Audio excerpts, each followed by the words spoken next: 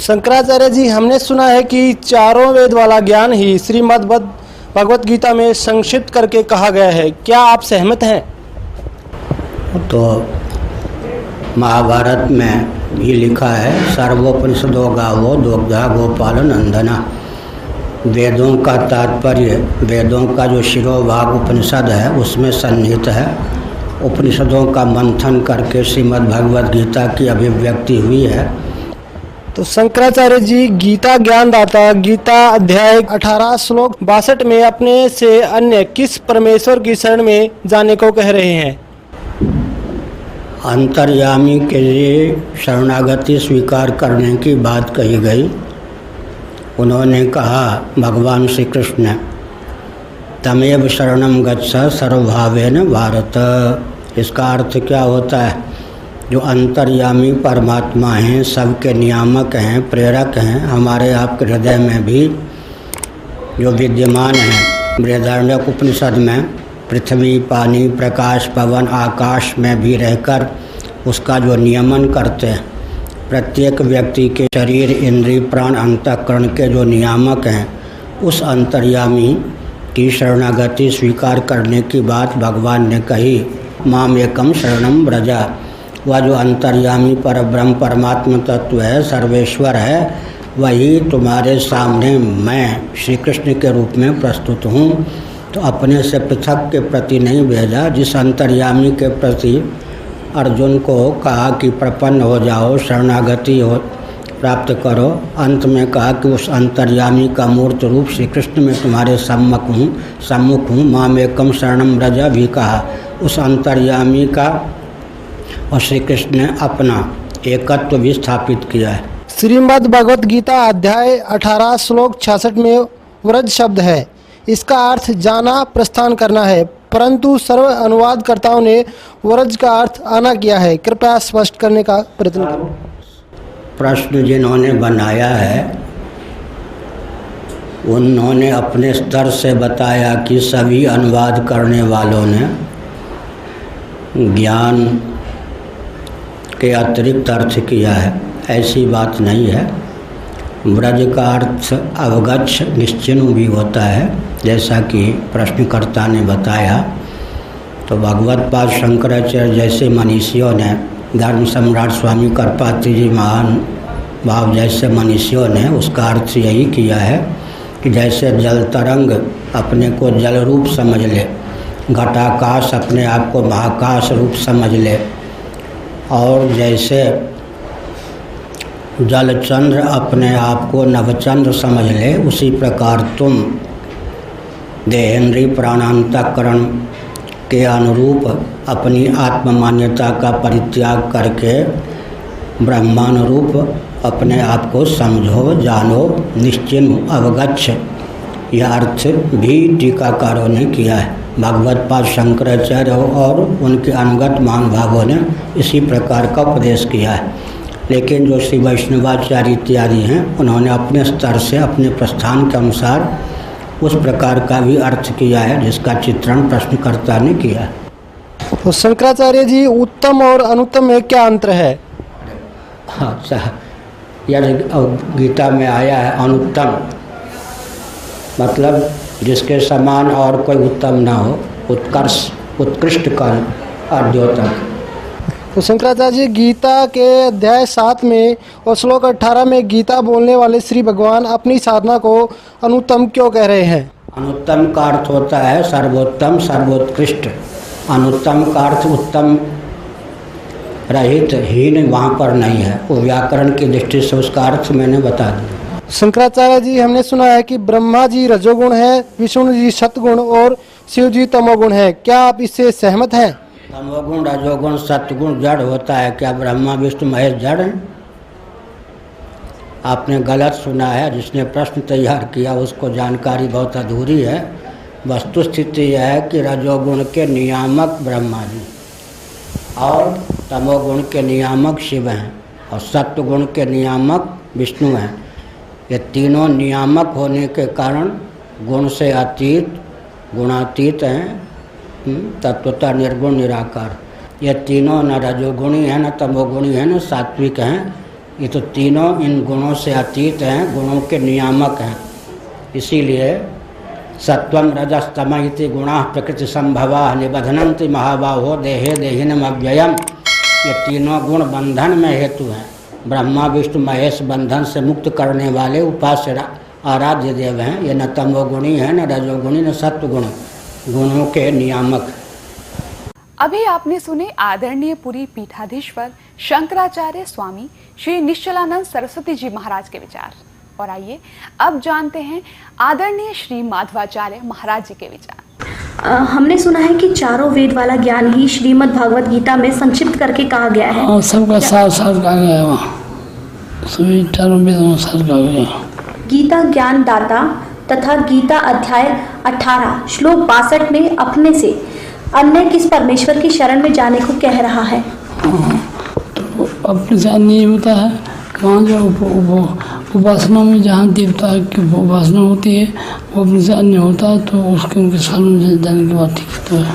क्या आप जी पुराणों को सत्य मानते हैं? सत्य ही है, पुराण नहीं होता, वेदों का नहीं लगता, पुराण सबका सत्य है।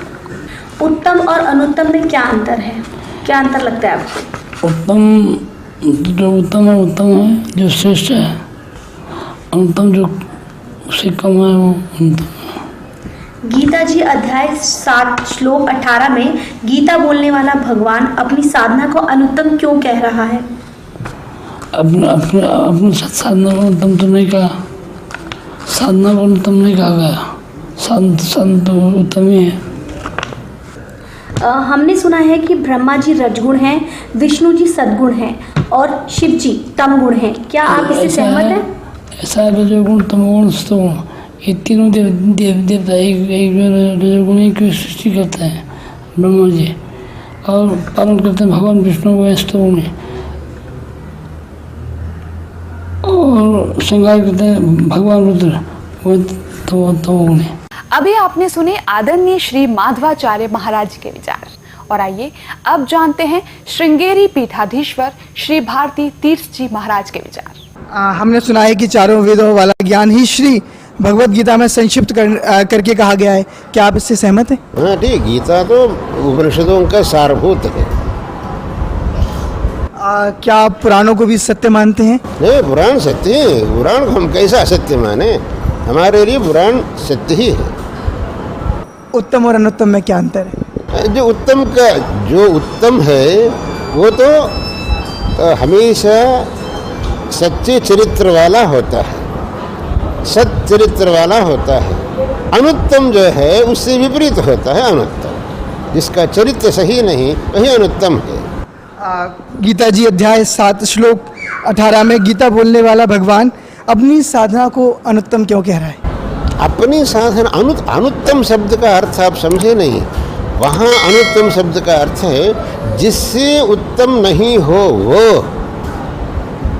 सामान्य रूप से अनुत्तम शब्द का अर्थ उत्तम से भिन्न, वहाँ का अनुत्तम शब्द का अर्थ है जिससे उत्तम और कोई नहीं हो वो है।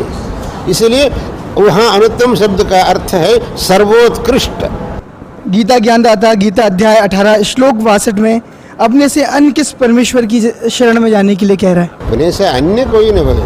भगवान वहाँ तो कहा, लेकिन भगवान ने कहा मत्तः परतरम नान्यत किंचिदस्ति धनंजय, मुझसे परे और कुछ भी नहीं, ऐसे कहा थे ना।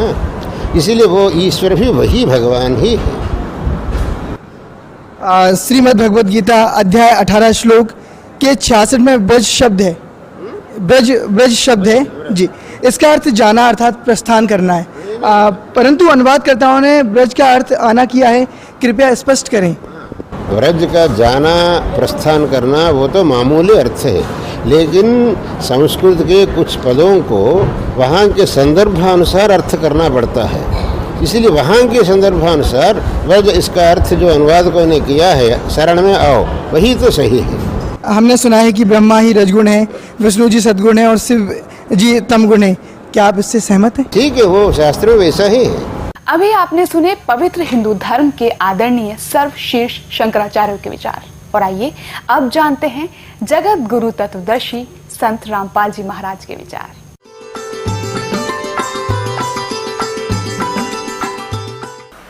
सतगुरुदेव की जय। बंदी छोड़ कबीर परमेश्वर जी की जय। बंदी छोड़ गरीबदास जी महाराज जी की जय। स्वामी राम देवानंद जी गुरु महाराज जी की जय हो। गरीब नमो नमो सतपुरुष को नमस्कार। गुरु की नहीं सुर नर मुनि जन साधुओं संतों सर्वस्दी नहीं। सतगुरु साहेब संत सब दंडोतम प्रणाम। आगे पीछे मध्य हुए तिनको जा कुर्बान। गीता जी अध्याय नंबर 8 के श्लोक नंबर 1 में अर्जुन ने पूछा कि 7वें अध्याय के 29वें श्लोक में बताया है कि तत्ब्रह्म को जानकर और सारे धातुओं से परिचित, सब कर्मों से परिचित व्यक्ति केवल जरा और मरण से छूटने का प्रयत्न करता। जरा माने वृद्ध अवस्था और मरण माने मृत्यु। तो 8वें अध्याय के प्रथम मंत्र में पूछा वो किम तत्ब्रह्म। ये देखिएगा, ये है श्रीमद् भगवद गीता अध्याय नंबर 7 और श्लोक नंबर 29, ये 29। यहाँ इसकी केवल संस्कृत है, आगे इसका अनुवाद है। जरा मरण मोक्षाय। जरा माने बुढ़ापा, मरण माने मृत्यु, मोक्ष माने छुटकारा पाने के अर्थ। माम आश्रित यतंती ये ते ब्रह्म तत्विदु कृष्णम अध्यात्म कर्म च अखिलम। इसका अर्थ है कि माम आश्रित, मैंने जो तुझे बताया है इस ज्ञान को आश्रित जो कर लेगा, तत्वदर्शी संतों को खोज लेता है, वह जरा मरण के मोक्ष के लिए ही यतंती प्रयत्न करते हैं। वे तत्ब्रह्म को जानते हैं और सारे अध्यात्म ज्ञान को और सब कर्मों से परिचित है। जो केवल जरा और मरण से छूटने का ही प्रयत्न करते हैं, वे उस तत्ब्रह्म से और सारे अध्यात्म ज्ञान से और सब कर्मों से परिचित हैं। देखिए अब 7वें अध्याय का 29वां श्लोक हम गीता जी का पढ़ रहे हैं। जो मेरे आश्रित माने शरण होकर जरा और मरण, जरा माने वृद्ध अवस्था, मरण माने मृत्यु से छूटने के लिए यत्न करते हैं, वे उस ब्रह्म को और संपूर्ण अध्यात्म को, ये देखो उस तत् ब्रह्म, उस ब्रह्म को, संपूर्ण अध्यात्म को और संपूर्ण कर्मों को जानते हैं। यहाँ 8वां अध्याय प्रारंभ होता है। इसका प्रथम ही श्लोक है 8वें अध्याय का। इसमें पूछा है किम तत्ब्रह्म। आपने जिस इस तत्ब्रह्म के बारे में कहा है कि तत् ब्रह्म को, उस ब्रह्म को और संपूर्ण अध्यात्म को, संपूर्ण कर्मों को जानते हैं। यहाँ पूछा 8वें अध्याय के प्रथम श्लोक में किम तत्ब्रह्म और किम अध्यात्म, किम कर्म पुरुषोत्तम, किम अधिभूत च किम प्रोक्तम अधिदेवम किम उच्यते। इसका उत्तर 8वें अध्याय का प्रथम मंत्र है। वह ब्रह्म क्या है, ये प्रश्न किया है अर्जुन ने। इसका उत्तर दिया है 8वें अध्याय के 3रे श्लोक में। ये 8वें अध्याय का ये 3रा श्लोक है। वह परम अक्षर ब्रह्म है, परम अक्षर ब्रह्म है। 3रे श्लोक में उत्तर दिया। अपना आत्माओं, अब हम आते हैं गीता जी अध्याय नंबर 15 के श्लोक नंबर 16 और 17 पे। इससे सारा कंसेप्ट जो दास करना चाहो तो क्लियर हो जाएगा। ये देखिएगा 15वें अध्याय का ये गीता अध्याय नंबर 15 और यहाँ ये 16वां श्लोक है।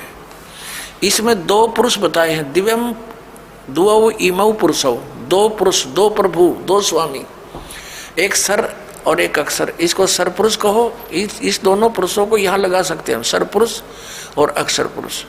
और यहाँ इनका अनुवाद, इनका अनुवाद देखते हैं। इस संसार में नाशवान और अविनाशी भी ये 2 प्रकार के पुरुष माने प्रभु, पुरुष माने स्वामी, भगवान कहे हैं। और सब प्राणियों के शरीर नाशवान है और जीवात्मा अविनाशी कहा जाता है।